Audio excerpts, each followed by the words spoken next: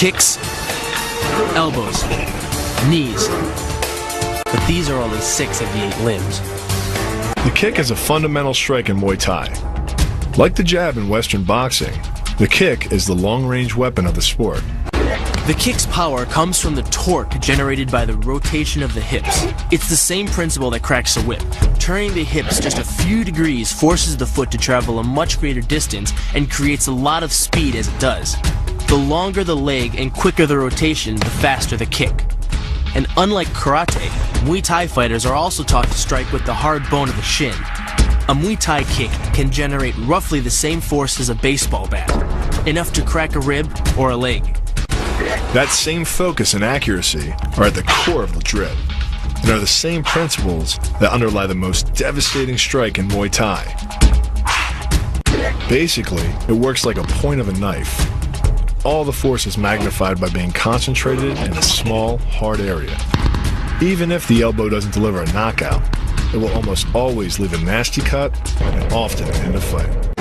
With the long-range power angle kick and the fight-stopping elbow strike, we've made a good start at building our Muay Thai arsenal.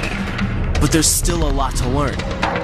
But the school could teach us another move to add to our arsenal. One that works seamlessly with weapons or without. The knee strike. Getting in close neutralizes the opponent's weapon advantage. Then, in the clinch, we bring the power of the knee to bear.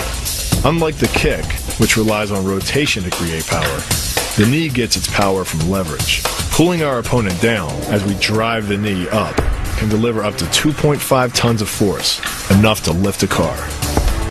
It's not the arms, but the legs that drive our fists.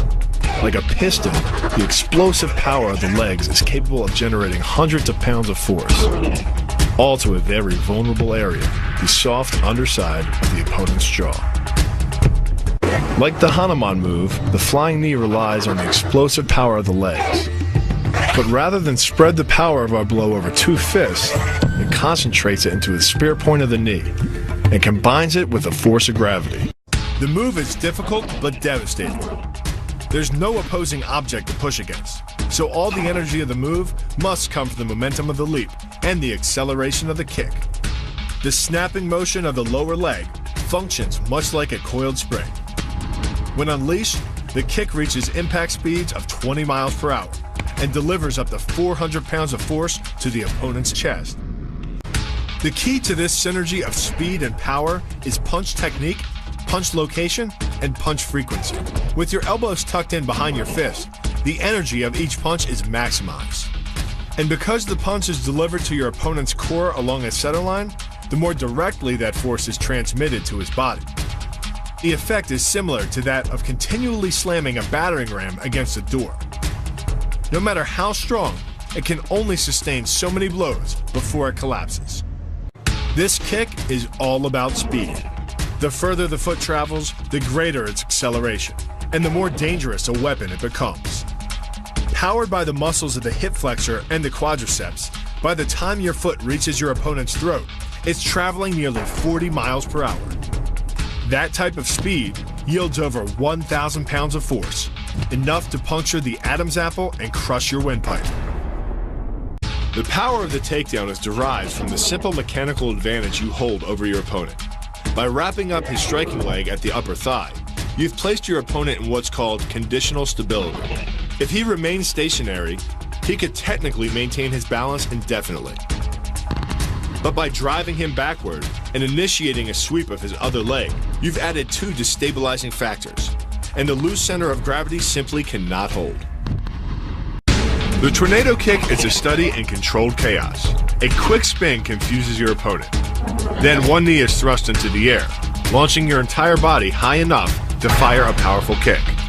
The momentum generated by your body weight rotating freely, combined with a powerful hip thrust, creates a devastating blow of over 700 pounds of force upon impact. More than enough to permanently damage the hyaline cartilage that protects the larynx and spinal cord.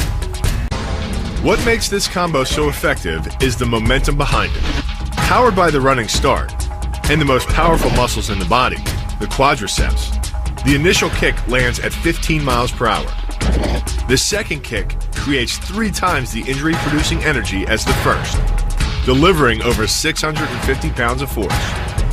That's like taking a shot from a sledgehammer to the face, more than enough to score a knockout and rearrange some facial features. The axe kick draws its power differently than most kicks. Once your foot reaches the apex above your opponent's head, your body's momentum, combined with the ease of downward acceleration due to gravity, can reach speeds over 20 miles per hour. That's enough to generate more than 550 pounds of force at the point of impact, easily breaking the nose or shattering the clavicle.